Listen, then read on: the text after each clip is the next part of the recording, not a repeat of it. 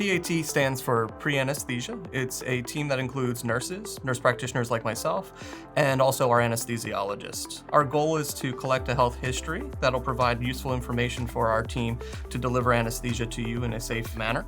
Every patient that's going to be undergoing a procedure here at Geisinger with anesthesia will be assigned a risk score. That risk score is calculated based off your past medical history, as well as the risk of the procedure that you're undergoing. Based off that score, the lower scores will receive a more virtual pass through our clinic where we will contact you via my chart. A moderate score will be contacted via telephone calls with one of our nursing personnel.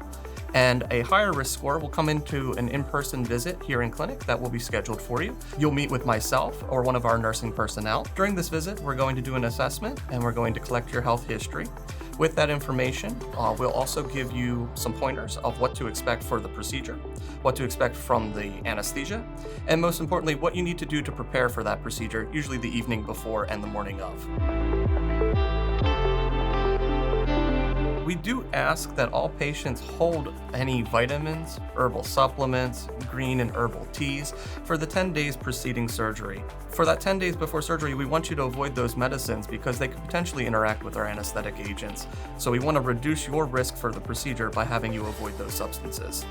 In addition to that, we do also ask that you avoid any sort of other chemical substances like alcohol, cannabis, or marijuana, as well as any other unlisted medications that you don't have on your medication list. We'll be sure to review this medication list with you as part of your PAT encounter. So we do have several agents that we'd ask that you hold several days prior to surgery because they can really complicate matters here for our anesthesia team. Some of those agents would be our GLP-1 agonists. A lot of people are using these for weight loss these days, but they can really slow down your gastric emptying time, meaning that it takes longer for food to empty out of your stomach. This can increase your risk for post-operative nausea and vomiting, and because of that, it can also increase your risk to aspirate, which would mean that stomach contents would come up into your lungs, potentially causing a pneumonia, which can be very dangerous for you. Other medications that we hold multiple days prior to surgery would include an SGLT2 inhibitor. These medications are oftentimes used for heart failure or diabetes more commonly.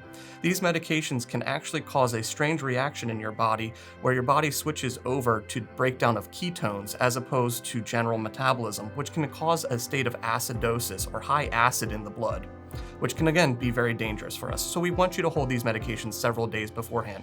Our PAT team will instruct you when to stop these agents.